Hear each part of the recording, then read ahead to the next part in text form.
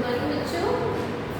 ये यहाँ पे लिखा हुआ है, बाद में देखते हैं क्या क्या आप लोग शुरू कर देंगे क्योंकि आपके देखते देखते टाइम बहुत वेस्ट हो जाएगा, तो मैंने पहले लिख दिया। तो इसके पहले बहुत कुछ चीज़ें जो मैं आपको एक्सप्लेन करने वाली हूँ उसमें देखते हैं। तो हमने लास्ट क्लास में आई थिंक हमारे पास सॉलिड क्या होता है, क्रिस्टलाइन सॉलिड क्या होता है, उसका डिफरेंस देखा था, है ना।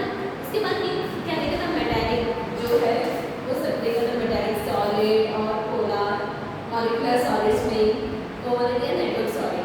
अब यहाँ पे देखते हैं यूनिट सेल क्या होता है, लैटिस क्या होता है और क्रिस्टल क्या होता है। तो पहले हमारा यूनिट सेल क्या है ये देखते हैं। यूनिट सेल लैटिस और क्रिस्टल, यूनिट सेल लैटिस और क्रिस्टल क्या होते हैं ये पहले देखते हैं। देखो यूनिट सेल डिफिनेशन बहुत है, like the smallest portion of the lattice. अब लैटिस क्या है, smallest portion of the crystal. Crystal क्या है, मेड अप ऑफ लैटिस। कुछ समझ में नहीं आया? ओके, तो ये मेरा क्लासरूम है, और इसके बाद क्लासरूम नहीं है, यहाँ पे बोर्ड है। फाइन, अब ये क्लासरूम का आपको जस्ट इमेजिन करो आप क्लासरूम में बैठे हो, क्योंकि मेरे सामने हो गया, फिर आप जो रूम में बैठे हो वो इमेजिन वहाँ पे बैठे हो ना रूम में, वहाँ पे सराउंडेड बाय यहाँ पे वॉल्स है। ओके, अब इसको हमने क्रिस्टल के जैसे मान लेते हैं। ये जो पूरा हमारा ये जो क्लासरूम है ना, ये हमारे क्रिस्टल है। ओके, अब क्रिस्टल है और ये जो हमारी वॉल्स है, लाइक ऐसे मान लेते हैं, ऐसे रिलेट करते हैं कि रूम क्रिस्टल है और ये हमारा जो वॉल है वो है हमारा लैटिस, और जो हमारा ब्रिक है जो हमने वॉल क्रिएट करने के लिए यूज किया था, ये वॉल क्रिएट करके उसके बाद तो ऊपर से लगाएंगे तो ये फाउंडेशन करेंगे। फाइन, वो तो है, लेकिन वो भी किससे स्टार्ट होगा, ब्रिक से ना। मतलब ये जो हमारा पूरा रूम बना हुआ है वो एक ब्रिक से बना है, रिपीटिंग करके जो ब्रिक्स रखे हैं वैसे बनाए। वैसे यहाँ पे ब्रिक क्या होगा, यूनिट सेल रहेगा। अब समझ में आया, यूनिट सेल से लैटिस बनाते हैं और लैटिस से क्रिस्टल, मतलब crystals are repeating structure of lattice. Okay, अब अगर लैटिस की बात किया जाए, यहाँ पे कितने लैटिस है, ऊपर यहाँ पे 1 2 और यहाँ पे 4, तो 6 लैटिस है ना। कुछ समझ में आ रहा है? और यहाँ पे लाइक डेफिनेशन तो है, डेफिनेशन होगा, डेफिनेशन भी इम्पोर्टेंट नहीं है। लाइक एक और बात याद रखना है, ये समझना है आपको, यहाँ पे हर बार हम यूनिट सेल या लैटिस के बारे में हम बात करेंगे तो आपको ये कंफ्यूजन नहीं होना चाहिए कि यूनिट सेल क्या है और लैटिस क्या है। फाइन, अब यहाँ पे देखते हैं यूनिट सेल स्पेशली देखो, एक क्यूब ही मान लो, आपको रूम होके ट्रायंगल शेप रहेगा, रेक्टेंगल शेप रहेगा, लेकिन उसको ऐसे क्यूब मान लो। ओके,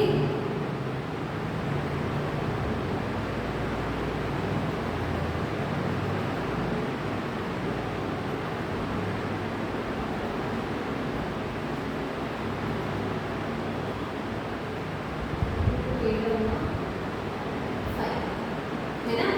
अब एक तो एक क्यूब है, क्यूब की तरह ही दिख रहा है ना, थोड़ा ये ड्राइंग थोड़ा ये हो सकता है, लेकिन ये क्यूब है, ऐसे मान लेते हैं। मेरा ड्राइंग इतना अच्छा नहीं है, लेकिन ये क्यूब है, ऐसे मान लेते हैं। ओके फाइन, अब यहाँ पे ये जो हमारा एज है, फॉर एग्जाम्पल मान लो ये जो हमारा एज है इसको ले लेंगे। अब यहाँ पे 3 एंगल हम बनाएंगे स्पेशली, एक तो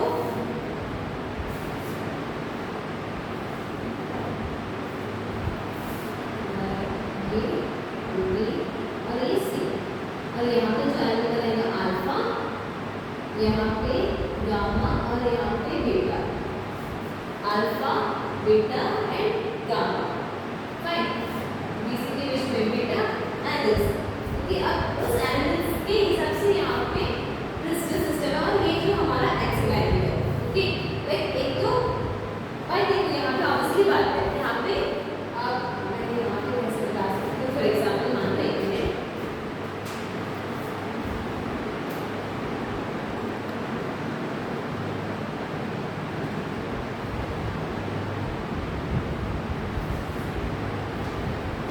ओके, आपको ये बात तो दिख रहा है ना अभी। अब ये बात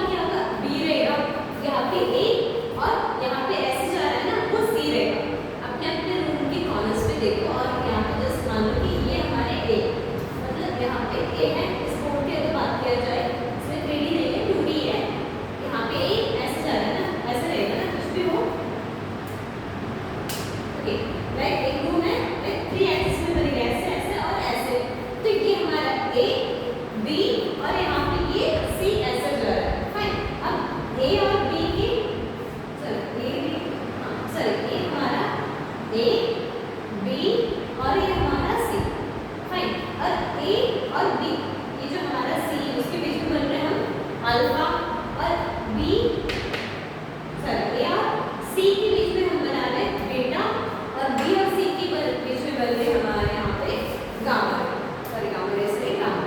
यहाँ पे एंगल है, उस एंगल के हिसाब से यहाँ पे अगर एज सेम हो रहा है कि नहीं हो रहा है तो वो ये है। Okay,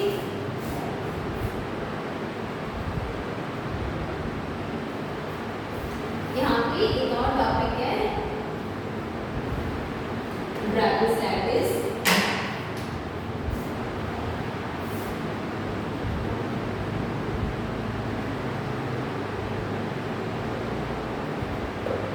dragons lattice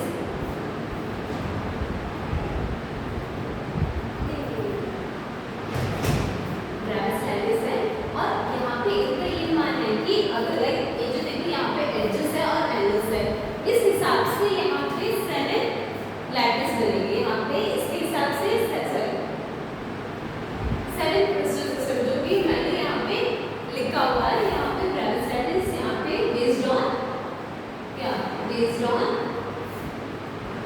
as length and axis angle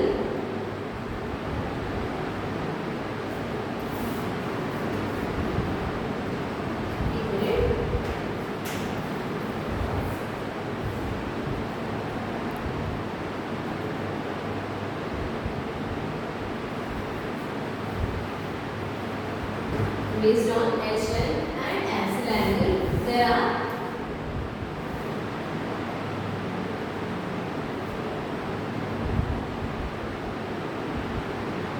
seven types of crystal system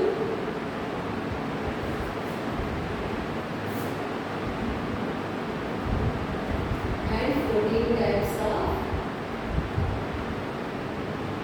unit cell. जो मेन ये जो क्रिस्टल है आपको याद करने की जरूरत है।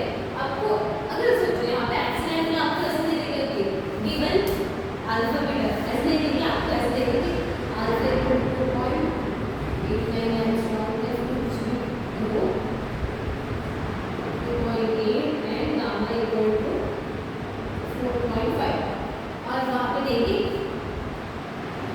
सॉरी यहाँ पे एंगल रहेगा सॉरी बच्चों, यहाँ पे हमारे एंगल रहेगा 90 और 90। यहाँ पे equal to 2.5, B equal to 3.5 and C equal to 4.5। यहाँ पे इससे क्या कंक्लूड होता है, A not equal to B not equal to C है ना। अब अल्फा बीटा गामा 99 डिग्री है, तो सॉरी यहाँ पे ये डालना भूल गई।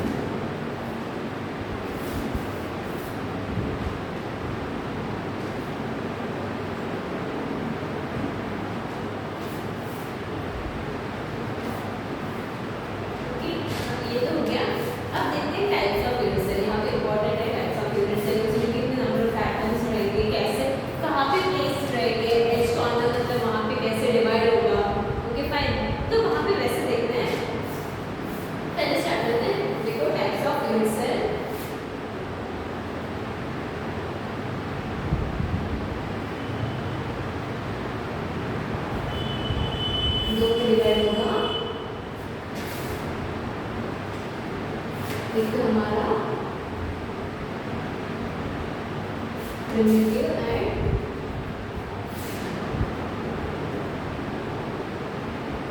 non-primitive. Primitive मतलब सिर्फ कॉर्नर्स पे, ओके, primitive मतलब सिर्फ कॉर्नर्स पे। वो भी एग्जाम्पल हमारा यूनिट सेल है, यूनिट सेल पे सारे कॉर्नर्स पे। अब non-primitive में 4 टाइप के हैं, लेकिन उसमें मेरा 3 बहुत इम्पोर्टेंट है।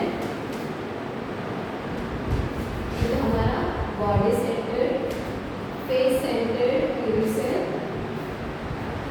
क्यूबिक यूनिट सेल, उसके बाद हेड सेंटर्ड और ये हेड सेंटर्ड, दोनों अलग अलग है भाई। यहाँ पे क्या डिफरेंस है ये बताती हूँ। हेड सेंटर्ड इतना नहीं आएगा, लेकिन हेड सेंटर्ड इम्पोर्टेंट है। ओके, बॉडी सेंटर में एक तो एटम्स कॉर्नर्स पे रहते हैं, उसके बाद सेंटर ऑफ बॉडी, एक तो ये फेस पे, face centre corners,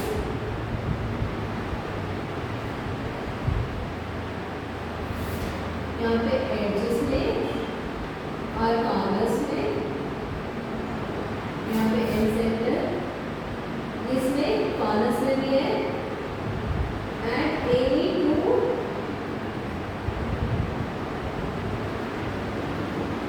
opposite face में।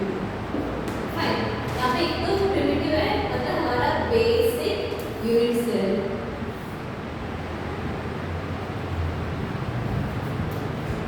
यहाँ पे देखा जाए तो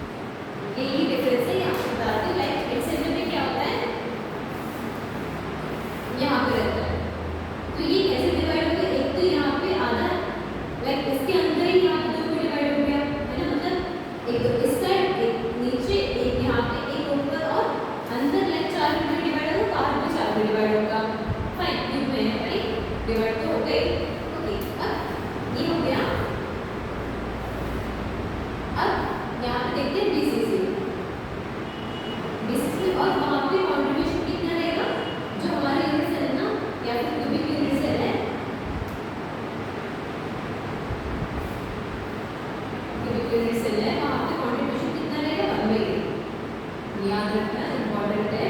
फाइन 1/8। अब इसके बाद कॉर्नर्स पे 1/8 क्यों रहेगी, समझ में आएगा। यहाँ पे कॉर्नर्स पे 1/8 कंट्रीब्यूशन तो रहेगी यहाँ पे। फाइन तो अब बॉडी सेंटर में क्या आता है, बॉडी सेंटर क्यूबिक सेल में क्या आता है, एक तो है और हमने कहाँ रख दिया बॉल को यहाँ पे अंदर बीचों बीच रख दिया, समझ में आ रहा है। जो हमारा एटम है उसको मैंने बीचों बीच रख दिया, कोई एडजस्ट तो कुछ नहीं कर करने के लिए, है ना। तुम लाइक इवन तो तुम पेनिट्रेट कर सकते हो एक बॉल को, तुम बीच में रखोगे तो तुम कैसे पेनिट्रेट करोगे भाई, तुम बीच हो।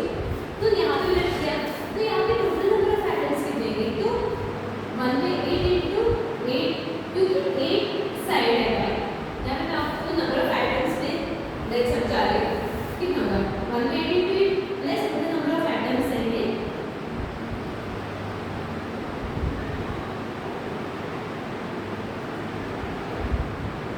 नंबर ऑफ एटम्स हैं उनके पहले पहले यूनिट से निकालती हूँ, यूनिट सेल या फिर क्यूबिक यूनिट सेल।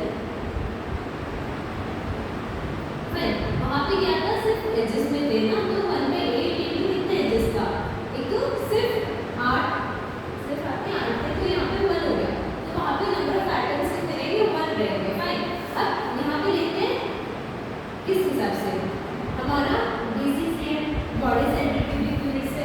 फाइन अब यहाँ पे क्या होगा, ऑब्वियसली वो तो प्रेजेंट है क्योंकि कॉर्नर्स में एटम तो है।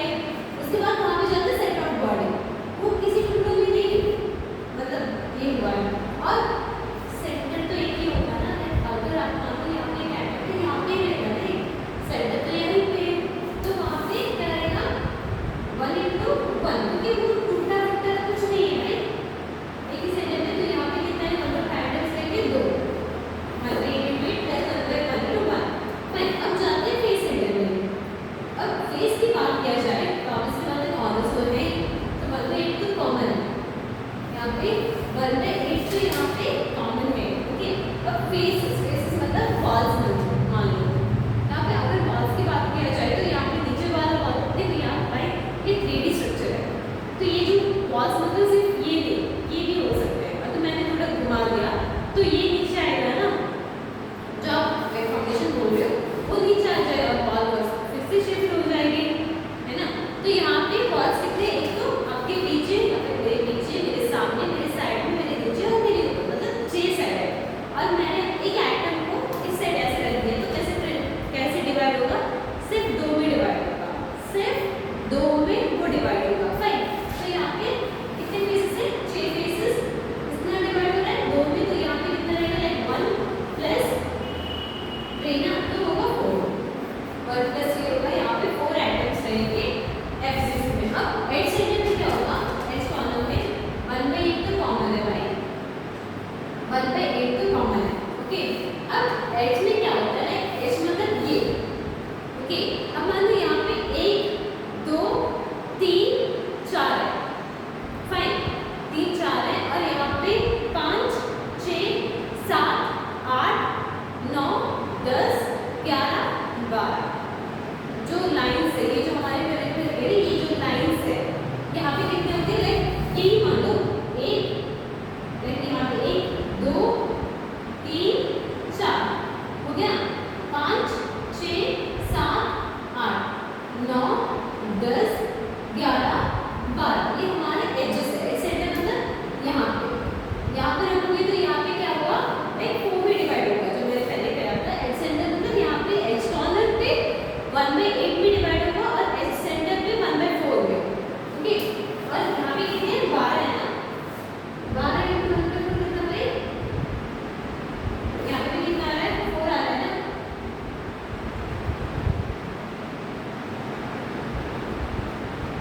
तो 1/4 यहाँ पे 4 आ रहा है। फाइन तो यहाँ पे 4 आ रहा है। फाइन अब कौन सा केस में आते हैं, यहाँ पे एंड सेंटर। एंड सेंटर में हम कैसे कैलकुलेट करते हैं, सिर्फ एनी 2 ऑपोजिट फेसेस, तो हमें सिर्फ 2 ऑपोजिट फेसेस लेने हैं, तो मतलब यहाँ पे होगा 2 into 1/8, तो यहाँ पे नंबर ऑफ एटम्स कितने रहेंगे 2। इसमें कुछ डाउट है आप लोगों को, नहीं ना, इजी है ना, ये कुछ डाउट तो नहीं है ना, ये समझना है आप लोगों को कैसे कैलकुलेट करते हैं, थोड़ा इमेजिनेशन यूज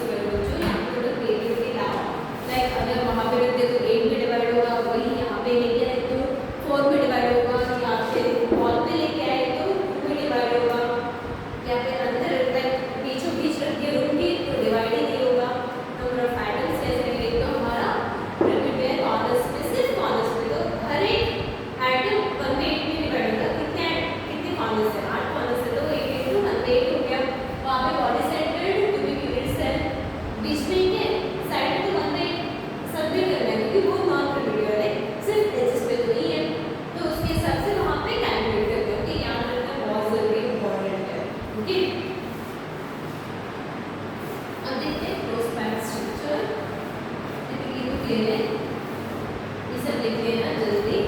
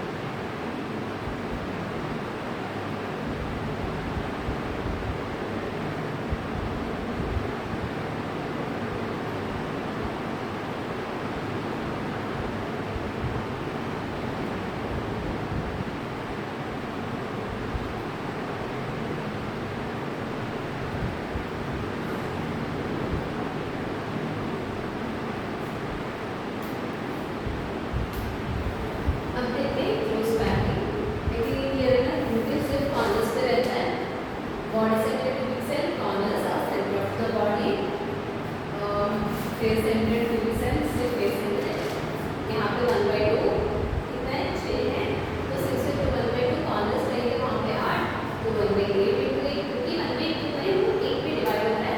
उसके बाद एडजस्ट कॉर्नर्स और कॉर्नर्स और इनटू ऑपोजिट फेसेस। इसमें कुछ भी डाउट आपको नहीं आना चाहिए, क्लियर होना चाहिए। ओके,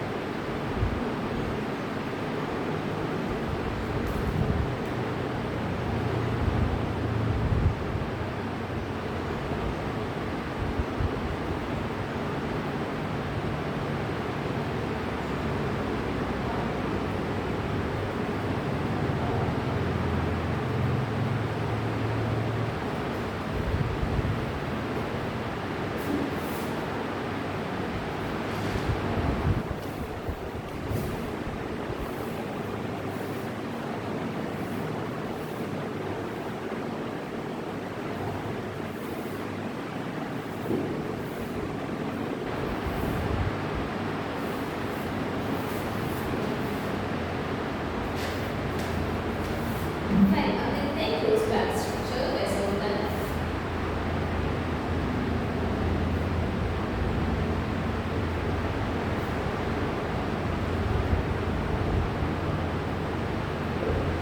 ओके, अब यहाँ पे दो टाइप में हम डिवाइड कर सकते हैं, तो स्क्वायर क्लोज पैकिंग और एक तो हमारा हेक्सागोनल क्लोज पैकिंग। ओके, यहाँ पे एक तो एक डायमेंशन 2D और 3D में देखते हैं। पहले स्टार्ट करते हैं close packing in 1 dimension.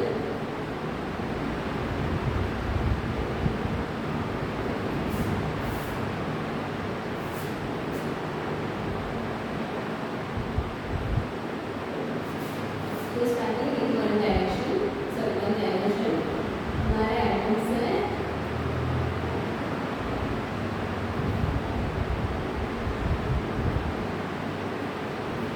Fine. अब एटम्स यहाँ पे एक डायग्राम मतलब लीनियरली कनेक्टेड है। अब इससे बात है यहाँ पे अगर इस एटम की बात की जाए, अगर हम इस एटम की बात की जाए, है ना, तो यहाँ पे कैसा रहेगा, देखो इसके पास नेबरिंग के दो एटम्स है ना, इसके पास नेबरिंग के दो एटम्स है, इसको भी कंसीडर करेंगे तो इसके पास भी दो। ये मतलब लीनियरली हम अरेंज किया जाए तो हर एक एटम का दो नेबरिंग एटम्स रहेंगे, और यहाँ पे हम उसे बोलेंगे कॉम्बिनेशन नंबर। मुझे पता है कॉम्बिनेशन नंबर मतलब क्या है, वो डिफरेंट है। यहाँ पे देखते हैं कि कितने नेबर्स हैं एक एटम के पास। हो रही है यहाँ पे कोऑर्डिनेशन नंबर,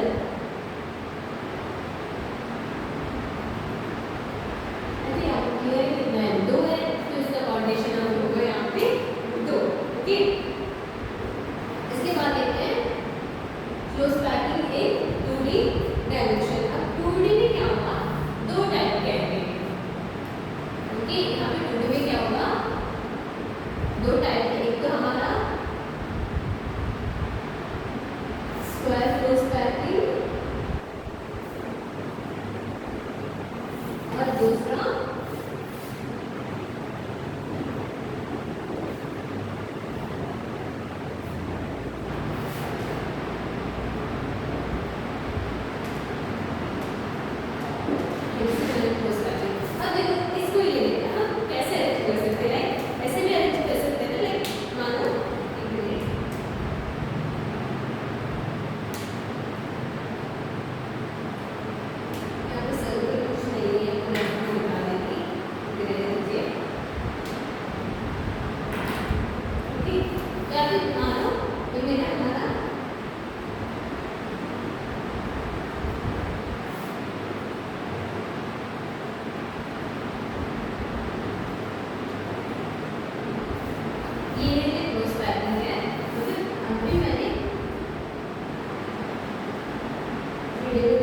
ड्रॉ किया है यहाँ पे, चलो मैंने एक ड्रॉ किया है यहाँ पे, अभी 1D डायमेंशन में चल रहा है। अगर मानो मैंने ऐसे रख दिया, एक के नीचे एक रख दिया मैंने, फाइन। अब मैं क्या कर सकती हूँ, इसके बीचों बीच में रख सकती हूँ ना, ऐसे नहीं कि नीचे रखना है, इसके बीचों बीच में मैं रख सकती हूँ।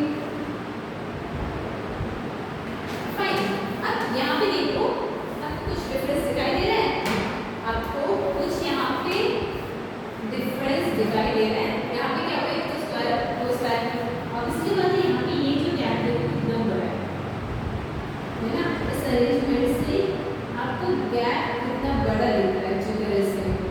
और यहाँ पे कितना छोटा गैप है ना, तो यहाँ पे क्या होगा, इसका एक और बना लेते हैं हम, इसका एक और बनाना है,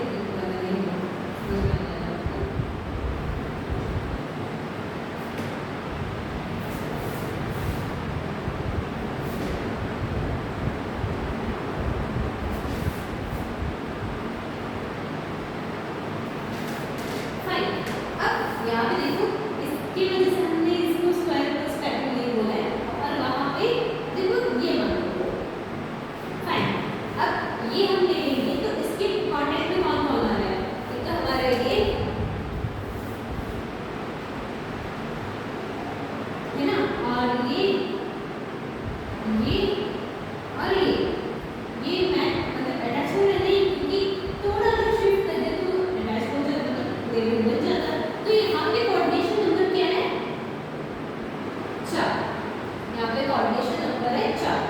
ओके, और यहाँ पे आप अगर देखोगे तो इसके सेंटर में आप देखोगे तो ऑब्वियसली बात है कि आपको यहाँ पे एक स्क्वायर मिलेगा, समझ में आ रहा है? इसलिए हम यहाँ पे इसको स्क्वायर को स्क्वायर को बोल दिया जाए। अब यहाँ पे कंसीडर करते हैं, इसके पास कौन कौन कनेक्टेड है भाई,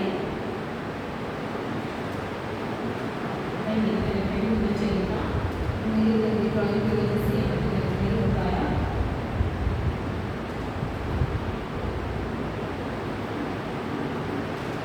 मैं यहाँ 1 2 3 4 5 6 सब कनेक्ट हो रहे हैं, यहाँ पे कैसे रहेगा ऐसा,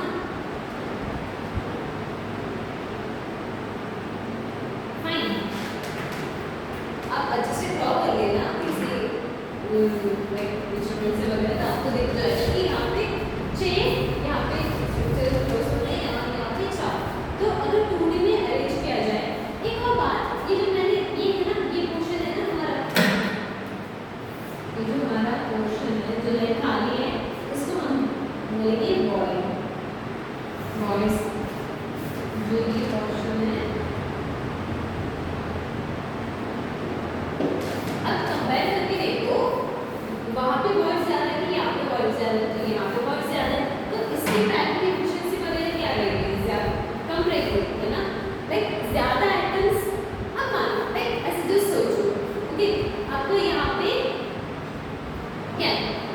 पे फिल करना है बबल्स। फाइन, इस रूम में आपको फिल करना है बबल्स।